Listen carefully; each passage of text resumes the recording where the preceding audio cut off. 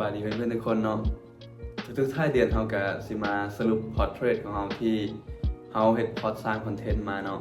โอเคอันนี้ก็วันที่25แล้วของเดือน1ปีใหม่เลยเนาะเราสิมาเบิ่งกันว่าเดือนนี้การเทรดของเราเป็นจังไดเนาะทำอิดเลยเนาะเราเข้าไปที่แอปของ OKX เนาะหลังจากนั้นเรามื้อนี้กับแทบจะไปเทรดแล้วเนาะมื้อนี้เทรดไป1ออเดอร์เนาะซึ่งโดมบอกว่าโอเคอันนี้จะเป็นออเดอร์สุดท้ายของเดือนนี้เนาะก็คือโดมได้ช็อตโซเนาะเดี๋ยวให้ทุกคนเบิ่งก็คือโดมได้ช็อตโซอยู่บนนี้เนาะช็อตเข้าไปแล้วก็มาปิดอยู่นี่เดี๋ยวเขาจะมาเบิ่งว่าเดือนนี้การเทรดเป็นยังไงเนาะเพราะว่าอีกอย่างเดือนนี้เราก็บ่ค่อยได้เทรดเนาะมันจะมีโซนนึงที่เราไปบาหลีแล้วก็แทบจะบ่ได้เบิ่งกราฟเลยเพราะว่าตอนได้เดินทางไปนี่ตลอดเนาะเขาเข้าไปที่ประวัติการเทรดเนาะเพราะว่าตอนนี้เขาบ่มีออเดอร์เลยเนาะเขาเข้าไปที่ประวัติการเทรดเนาะหลังจากนั้นเราก็จะเห็นเนาะออเดอร์ล่าสุดเขาบวกประมาณ 42% เนาะคือที่ทุกคนอาจจะเห็นแล้วก็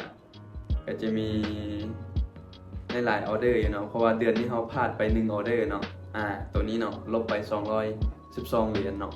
กะคัดไปเนาะว่าเป็นอย่างเขากะค่อยๆเทรดตามสไตล์ของเขาไปเนาะโอเคเดี๋ยวเราไปเบิ่งประวัติกันเนาะเดือนนี้บวกประมาณ 1,727 เหรียญเนาะกะถืออยู่ประมาณ30ไปล้านเนาะก็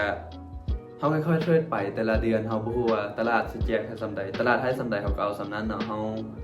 บ่สามารถกำหนดได้เพราะว่าเขาเพียงเป็นนักเทรดตัวน้อยๆนักลงทุนตัวน้อยๆเนาะเขาต้องย่างไปตามตลาดเนาะ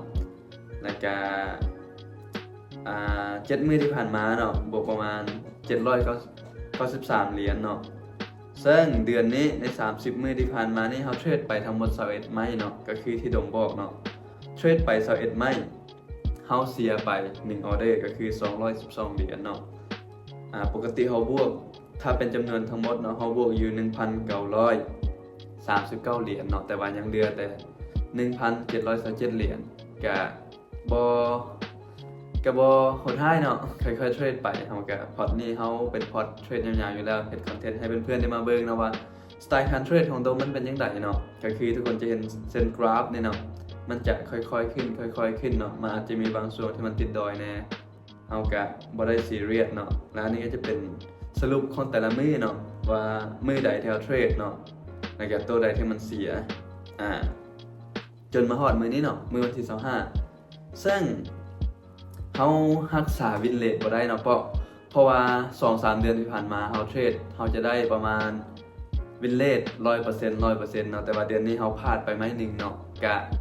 ความผิดพลาดแน่นอนอยู่แล้วเนาะความผิดพลาดในการลงทุนการเทรดมันสิมีอยู่แล้วเขาเพียงแต่ว่าเวลามันผิดพลาดเขาสิรับมือจังไดถ้ากรณีถ้าเขาบ่ stop loss ออกเขาจะคัดทีมอยู่อันใดหรือว่าเขาสิยอมจุดใดอันนี้ต้องมีเนาะเพราะว่าเป็นเรื่องที่สำคัญเนาะแล้วไปเบิ่ง3เดือนเนาะ3 เดือนก็จะที่ประมาณ 5,500 เนาะถ้าเป็น4 เดือนก็ 6,300 อันนี้ก็จะเป็นการเทรดฟีเจอร์สำหรับเดือนนี้เนาะก็พอไปได้เพราะว่าเดือนนี้อาจจะเป็นการเริ่มต้นปีใหม่ที่ดีเพราะว่า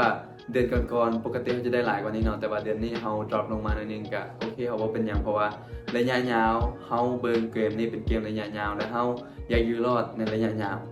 โอเคอันนี้ก็จะเป็นการสรุปย่อๆให้เพื่อนๆได้เบิ่งเนาะว่าเขาเทรดเป็นจังไดเนาะสำหรับใครที่มักวิดีโอจังซี่เนาะก็สามารถติดตามโดมทั้ง TikTok YouTube Facebook Fanpage ได้เนาะชื่ออุดมทรัพย์แล้วก็จะมีวิดีโอแบบนี้มาให้เพื่อนๆเบิ่งตลอดเนาะอันนี้ก็จะเป็นการที่เทรดส่วนตัวเนาะเฮาสิมาเฮ็ดให้เบิ่งว่าการเทรดอีหลีมันเฮาสามารถเฮ็ดเงินจากมันได้เนาะเฮาบ่จำเป็นต้องไปพนันแกมเบลิงคือหลายๆคนที่เห็นเขาเจ้าเฮ็ดเนาะเฮาเน้นเกมระยะยาวแล้วมาเจอกันในวิดีโอต่อไป